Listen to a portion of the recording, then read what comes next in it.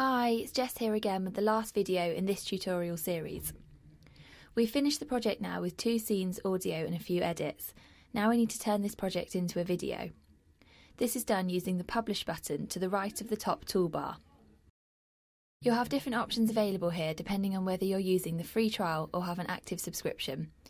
If you're using the trial, you'll see the VideoScribe logo here rather than having the option to add your own, and you'll be able to use the PowerPoint, Facebook or YouTube publishing options. PowerPoint publishing will render your video, and once complete this will ask you to name and save your PowerPoint file. This will be created with your video on one PowerPoint slide, and you can build a wider presentation on the other slides if you want to. If you select the Facebook or YouTube options, then this will publish directly to your Facebook profile or YouTube channel.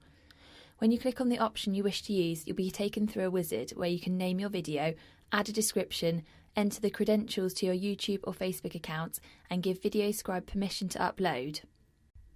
Customers who have purchased a subscription have 2 additional publishing options and the option to add their logo to the scribe as a watermark. Add logo is in the bottom right of the video preview window.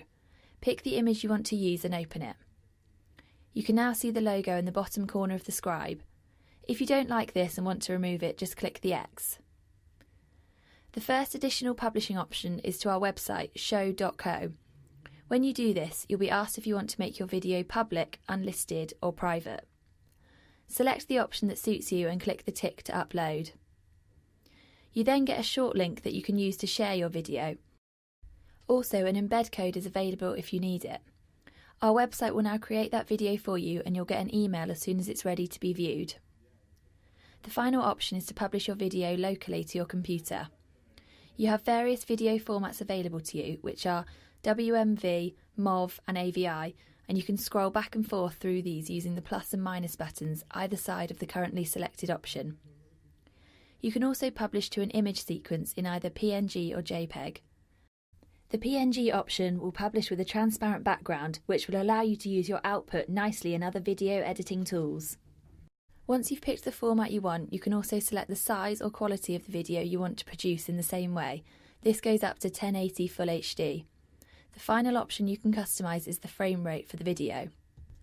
Now you've chosen your settings, you need to name your video and decide where you want to save it. By default, VideoScribe will name your video file to match the name you've given your project. If you haven't saved your project yet, this will show as untitled. You can click in the box to amend or completely change the name of the video if you want to. The final option is the save location. Just click in the box and you'll see a file explorer, and you can browse your drives and folders to pick the location you want. In this case, I'm going to save the video to the desktop. Then just click the tick and VideoScribe will show you the progress it's making as your video is created. So that's the end of our tutorial series. Remember that all these things and more are covered on our help pages via help.sparkle.com. Thanks for watching, and I hope you enjoy making engaging videos with VideoScribe.